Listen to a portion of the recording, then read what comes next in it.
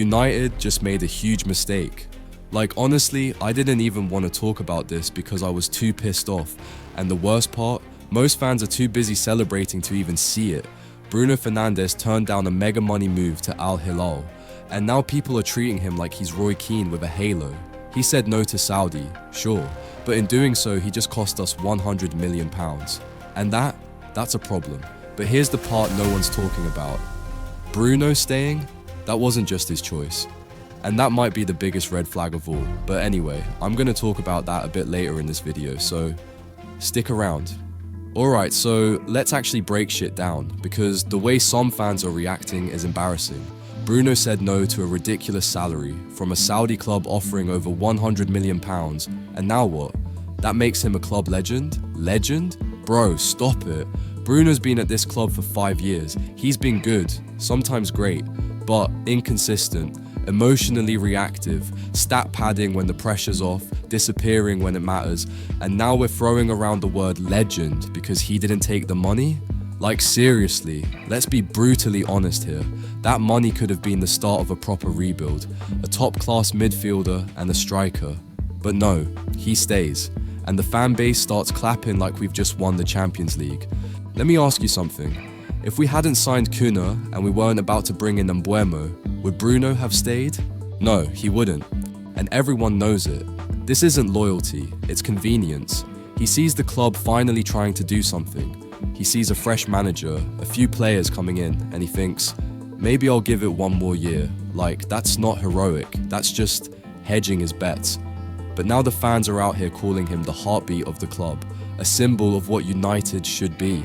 Like sometimes I genuinely wonder if we're watching the same Bruno, the one who waves his arms at his teammates when things go wrong, the one who ghosted in every big away game last season, the one constantly loses the ball and has no discipline. Bro, he's just not that guy.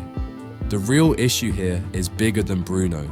It's the fact that this club and its fans are too emotionally attached to the wrong people, too scared to be ruthless, too soft to make the tough decisions.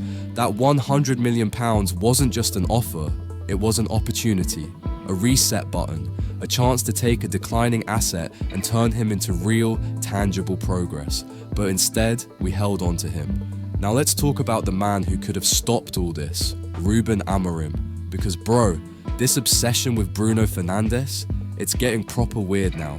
You've just taken over one of the biggest rebuild jobs in football. The squad is bloated, broken, full of players who've mentally checked out. And someone offers you £100 million for your 30-year-old captain who's been part of the problem for years. And you say no? You don't even think about it? That's not brave. That's not loyalty. That's mismanagement.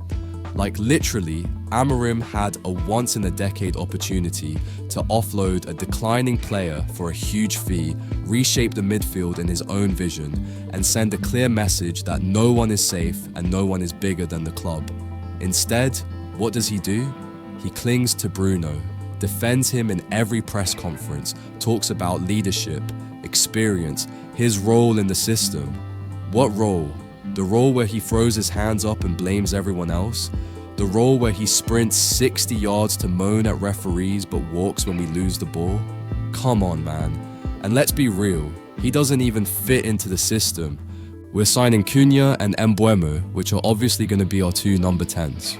That means Bruno is going to now have to play deeper in the 6 or 8 role or whatever you want to call it. And let's just be honest, he doesn't have the discipline to play there, so I don't know what Amorim is doing.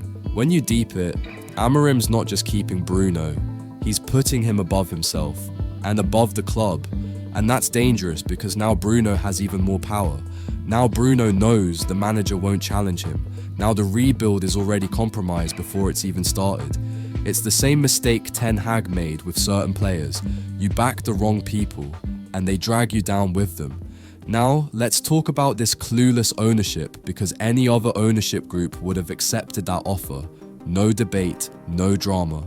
Al Hilal calls with £100 million for a 30-year-old who's regressed every season since 2021.